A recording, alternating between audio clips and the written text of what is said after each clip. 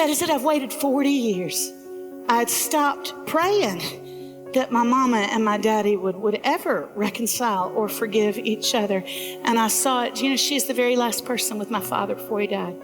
She was holding his hand, reading the Bible to my daddy. Y'all, redemption happens.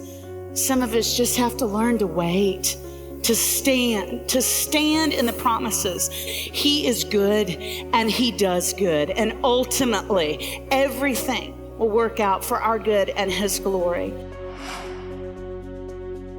I love the story of Anna because if you back up, you read in the middle of Luke 2 about this teenage couple named Joseph and Mary. And they bring this baby boy named Jesus, Emmanuel, God with us, wonderful counselor. According to the book of Moses, they bring him to temple in Jerusalem when he's 8 days old. Because that's what the law of Moses said they had to do. It said the first male who opens the womb. In other words, the firstborn son. In every family, you bring him to temple.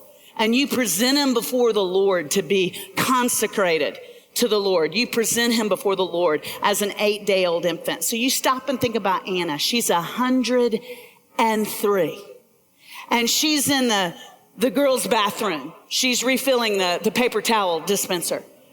And she hears her best friend, Simeon, who's also old as dirt, and he's in the temple. She hears him begin to sing because Dr. Luke says Simeon, this man, had also prayed the same thing Anna had prayed. Lord, don't take me home until I see you. I don't care about anything else, Yahweh. Just let me see Jesus. Let me see Jesus. Most theologians think he's in his 80s based on some other documents. So he's an old man. She's an old woman. I don't know if they dated. It would be so cool if they did. But when he sees this teenage couple walk in to temple, and Joseph is wearing a backpack from the Gap, and there's pigeons squawking in the backpack because they didn't have enough money for doves to sacrifice. They had to get the scratch and dent version of sacrifice because they were poor.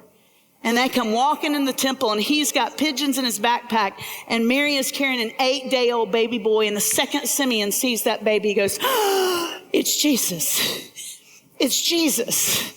He is the Savior of all mankind. He begins to sing a song he's written himself. He's never sung it before. He begins to sing in temple, and Anna's in the bathroom, and she hears the song, and because he's old, his voice is thin and it's wobbly, and she thinks, oh, he's broken another hip. And she charges into the temple so that she can help her friend, and the second she starts running toward him down the aisle, she sees that baby.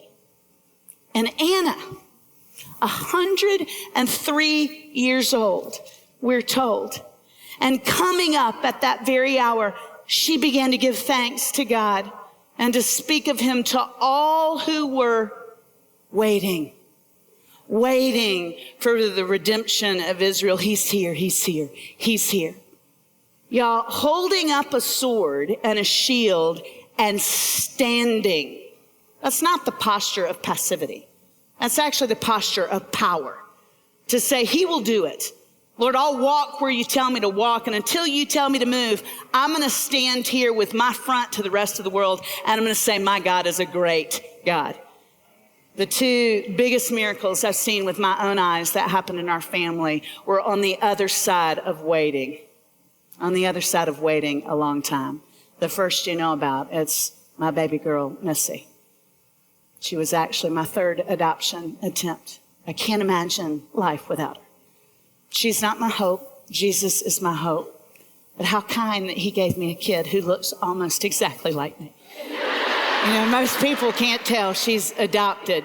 The second miracle happened 2 weeks after I committed to adopt Missy. 2 weeks later, my mom had major surgery.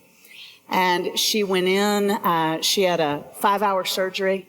And the surgeons came out and they said, we think we've gotten all the cancer.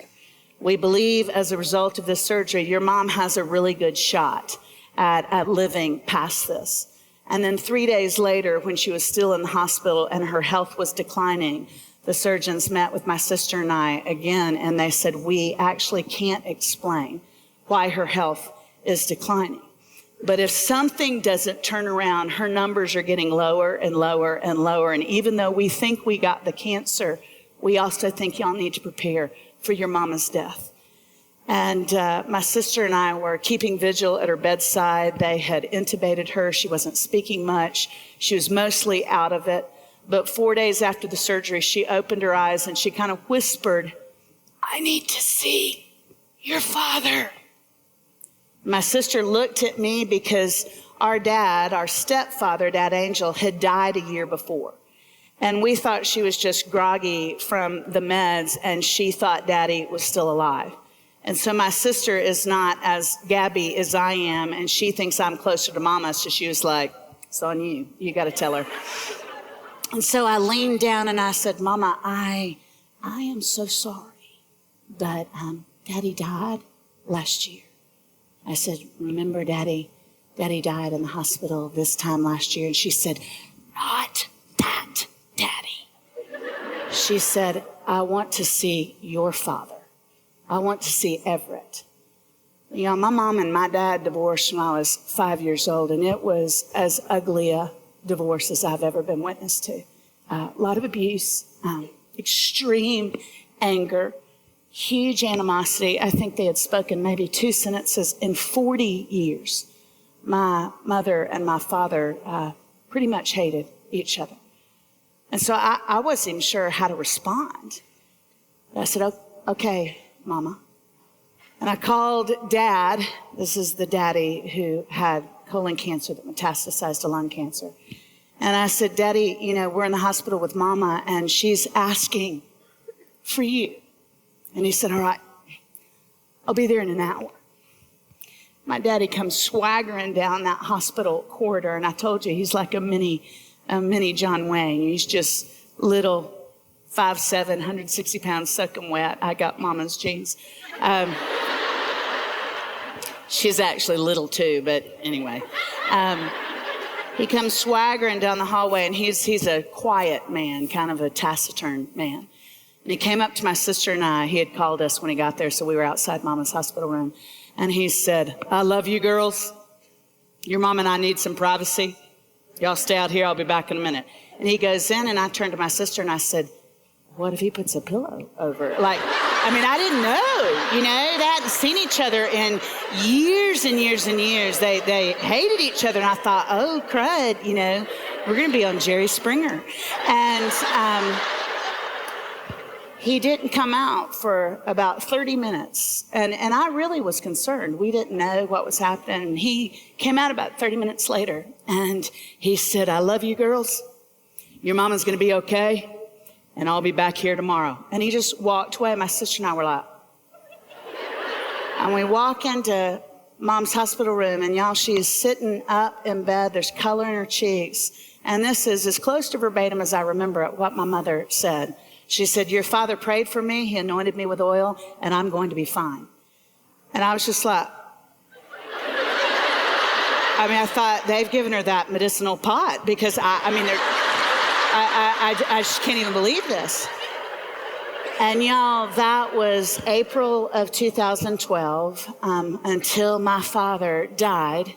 My daddy Harper died February 13th, 2013. And until my daddy died, every single day, he and my mama talked on the phone, and she saw him. They saw each other 2 or 3 times a week. It wasn't romantic. They knew each other at their worst when they were kids, and God redeemed their story. And I was just amazed by it. That year for Christmas, I went home to Orlando, and Mama said, I've invited your dad to be here. And we have this big family Christmas where all my aunts, my first cousins, and my uncle come in, and we were at my Aunt Darlene's house that year. And I thought, you know, Mama has kind of romanticized this, and she and Daddy are friends now, but I thought our family is not going to accept Daddy, because he was mean and really abusive when I was younger, and, you know, they're protecting their sister. And so I was nervous. And Daddy comes walking in. I'll never forget it, y'all. It was a few weeks before he ended up being bedridden with hospice. He comes walking in. He's still got a little bit of John Wayne swagger. But when he opened the door at my Aunt Darlene's, every single one of my aunts, my uncle, and all of my first cousins ran and greeted him like a heroic soldier returning from the war. I mean, all of them lined up to hug my daddy. And I thought, that's it. That is it. I've waited 40 years. I'd stopped praying that my mama and my daddy would ever reconcile or forgive each other. And I saw it. You know, she's the very last person with my father before he died. She was holding his hand, reading the Bible to my daddy. You know, redemption happens. Some of us just have to learn to wait, to stand in the promises. He is good and he does good. And ultimately, everything will work out for our good and his glory. I want y'all to stand up, holding up your sword. And some of y'all are just going to have to stand a whole lot longer and go, I'm standing for my marriage. I'm standing for my children. I'm standing for the children I have yet to be a mama to. I'm standing for unbelievers in my family. I'm standing for my mean old daddy. I am going to stand because he is good and he does good.